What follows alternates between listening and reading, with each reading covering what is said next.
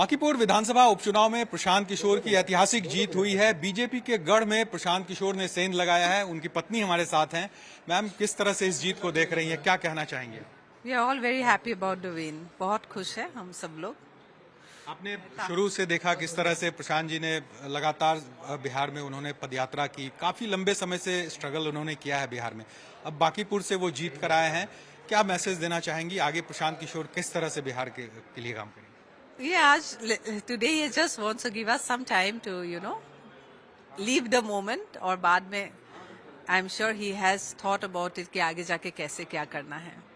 लगता है कि बिहार सरकार के ये जो जीत हुई है, क्योंकि प्रशांत किशोर बार बार ये कहते थे कि ये रेफरेंडम होगा जो बिहार में सरकार चल रही है वो, तो आपको भी ऐसा लग रहा है कि ये I don't want to comment on this about the government. Let's keep it very non-political if you know.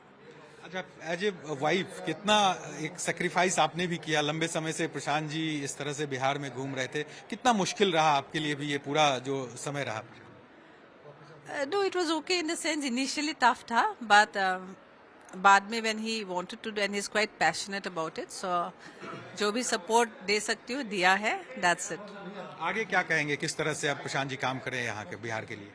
I think वो डिसाइड करेंगे अभी यहाँ रह के कि आगे कैसे क्या करना है, और from me as a wife जो सपोर्ट चाहिए would be more than happy to give that. धन्यवाद दे रहे हैं जिन लोगों ने जनसुराज पर और मुझ पर ये भरोसा व्यक्त किया है। उनको ये विश्वास दिलाना चाहते हैं कि अपनी ओर से हर वो संभव कोशिश करेंगे कि उनके जीवन में जो कुछ भी बेहतरी लाई जा सके वो किया जाएगा।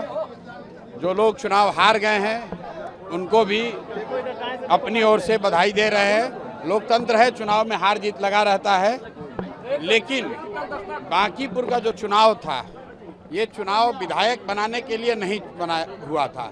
ये पहले दिन से हम लोग कह रहे थे कि बांकीपुर का चुनाव विधायक चुनने के लिए नहीं है। ये बिहार में भाजपा एनडीए की जो सरकार है उसका जो नेतृत्व है उस पर निर्णय लेने के लिए ये चुनाव हो रहा है।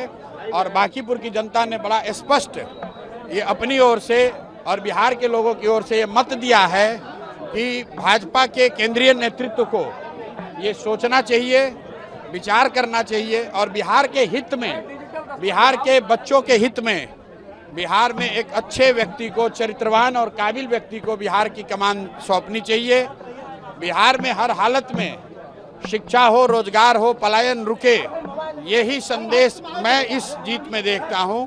बिहार के लोग मोदी जी से, अमित शाह जी से, भाजपा के नेतृत्व से ये अपेक्षा कर रखते हैं कि आपको, एनडीए को, भाजपा को जो इतनी बड़ी जीत नवंबर में दी गई है उसके बाद आपकी ये जिम्मेवारी है कि बिहार में ध्वस्त हुई शिक्षा व्यवस्था को सुधारा जाए, बिहार के बच्चों के लिए रोजगार हो और हम लोग के बच्चों को 10-15 हजार रुपए के रोजी रोजगार के लिए बाहर ना जाना पड़े।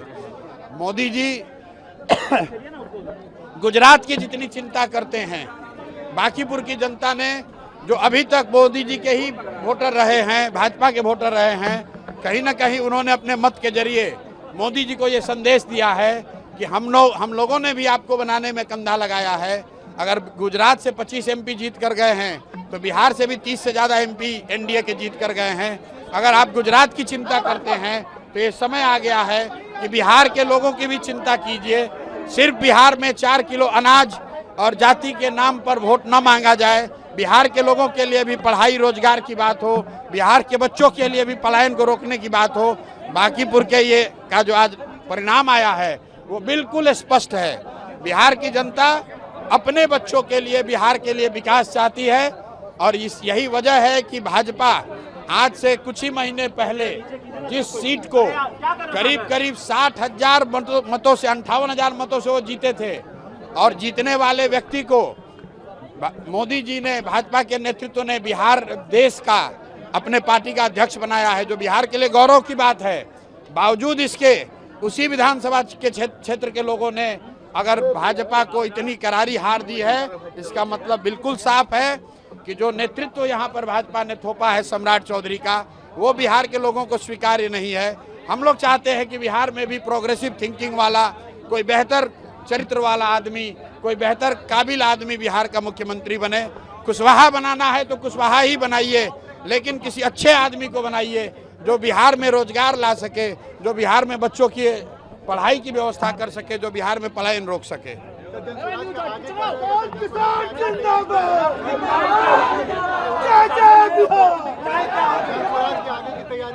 प्राथमिकता ये है कि अगले 3 महीनों में बांकीपुर में आपको विजिबल चेंज दिखेगा, लेकिन उसके लिए हमको 3 महीने का समय देना होगा। और मेरी कोशिश होगी कि अगले 1-2 वर्षों में बांकीपुर को आदर्श विधानसभा के तौर पर रखा जाए, ताकि बिहार के जो 242 विधायक हैं उन पर भी लोकतांत्रिक दबाव बने कि एक चुना हुआ प्रतिनिधि अपने लोगों के लिए क्या कुछ कर सकता है। अगर ये हम लोग को उनके लिए सेट करना है पैमाना, तो मुझे और ज़्यादा मेहनत करने की ज़रूरत है। और अगले 3-4 महीनों में आप देखेंगे, और निश्चित तौर पर आने वाले 1 से 2 साल में बांकीपुर में आपको वो चीज़ दिखेगी कि अगर ईमानदारी से कोई प्रयास करे तो निश्चित तौर पर लोगों की जिंदगी में फर्क लाया जा सकता है। भाई देखिए, मेरे दरवाजे बांकीपुर के लोगों के लिए ही नहीं, पूरे बिहार के हर उस व्यक्ति के लिए खुले हुए हैं जिसका ये भरोसा है कि प्रशांत किशोर या जनसुराज उनकी कुछ मदद कर सकते हैं। हम लोग की आवाज़ अभी आज एक विधायक की ही है, लेकिन जब विधायक नहीं थे तो भी पूरे बिहार में जहां पर भी व्यवस्था से लोग पीड़ित थे उनकी आवाज़ उठा रहे थे, और अब उसको और मजबूती से उठाएंगे।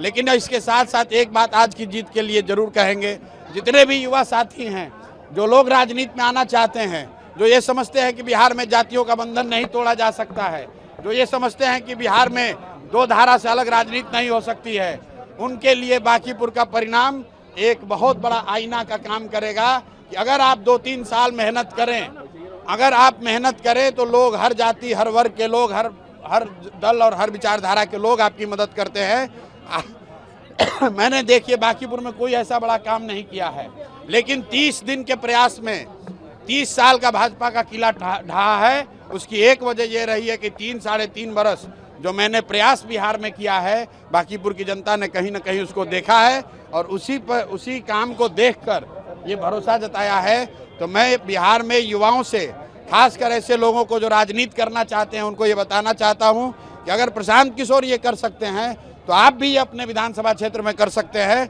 जरूरत इस बात की है कि अगले 3 बरस 4 बरस आंख बंद करके लोगों के बीच रहिए, लोगों के साथ काम कीजिए, जाति, धर्म, नेता, समीकरण सब भूल जाइए। अगर 3 साल 4 साल आप मेहनत करेंगे, जनता हर हालत में आपको जिताएगी, कहीं कोई रोक नहीं सकता है।